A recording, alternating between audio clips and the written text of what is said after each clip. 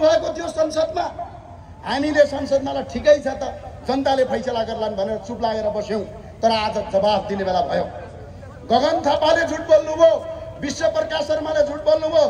यो गनाउने तन्त्र, विदेशीको दलाल तन्त्र राख्नका लागि सिस्टर निर्मलाको फन्ड कति चलाउँछौ साथीहरू हो? अब बन्द गर, राष्ट्रवादीको झन्डा उठिसकेको छ। म आज भन्न चाहन्छु, सुन्नुहोस् तपाईँले, प्रति व्यक्ति आए 2044 सालमा, पत्रकार साथीहरूले पनि सुन्नुहोस्, प्रति व्यक्ति आए 2044 सालमा नेपालको $146 थियो भने हाम्रो छिमेकी राष्ट्र चीनको $284 थियो 2044 सालमा।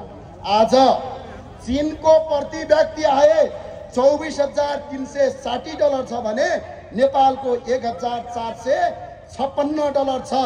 झन्डै 37 वर्ष अगाडि चीन जम्मा हामी नेपाली भन्दा $98ले धनी थियो, तर आज $22,904 चीन अगाडि छ। तिमीहरूले देश लुट्यौ कि लुटेनौ? यसबाट, यो डाटाबाट तिमीलाई